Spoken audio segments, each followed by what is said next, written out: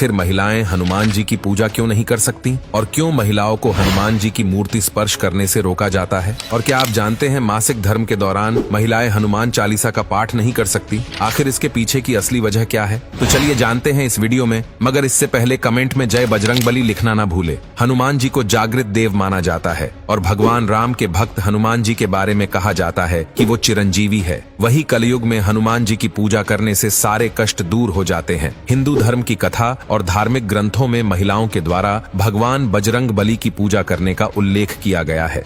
लेकिन कुछ लोगों के अनुसार महिलाओं को हनुमान जी की पूजा नहीं करनी चाहिए, लेकिन ऐसा किसी ग्रंथ में उल्लेखित नहीं किया गया है। लेकिन फिर भी ये सवाल होता है कि महिलाओं को हनुमान जी की पूजा करनी चाहिए कि नहीं और क्या कुछ नियम है इसके। तो आपको बता दें कि प्रचलित मान्यता के अनुसार महिलाओं को हनुमान जी की मूर्ति छूने की मनाही होती है। धार्मिक ग्रंथों में वर्णन मिलता है कि हनुमान जी बाल ब्रह्मचारी है और इसी वजह से मान लिया गया है कि महिलाएं हनुमान जी की पूजा नहीं कर सकती, जबकि महिलाएं हनुमान जी की पूजा दूर से कर सकती हैं, वो भी उनकी मूर्ति को स्पर्श किए बिना। जिस तरह महिलाओं को पीरियड्स के टाइम व्रत करने के लिए मना किया जाता है, उसी तरह महिलाओं को पीरियड्स के टाइम हनुमान चालीसा का पाठ करने की मनाही होती है। इस दौरान अगर महिला को हनुमान चालीसा याद भी है, तब भी उन्हें वो पढ़ने की इजाजत नहीं होती। कहा जाता है कि ऐसे समय पर महिलाओं को भगवान हनुमान जी को याद नहीं करना चाहिए, वरना भगवान नाराज हो जाते हैं। धार्मिक मान्यताओं के अनुसार कलयुग के देवता कहे जाने वाले पवन पुत्र हनुमान जी के सामने कोई भी महिला सिर नहीं झुका सकती,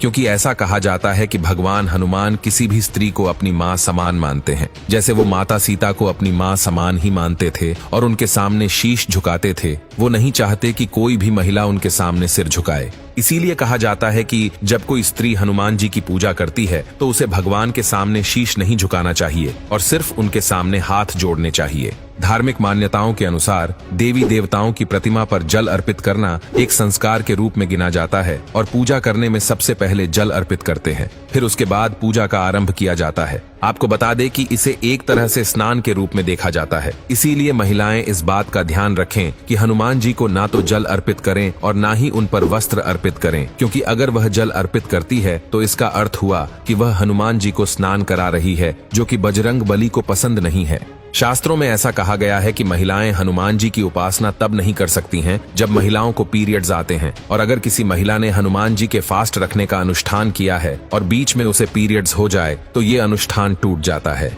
इसीलिए महिलाओं को हनुमान जी का व्रत रखने के लिए इस वक्त मना किया जाता है।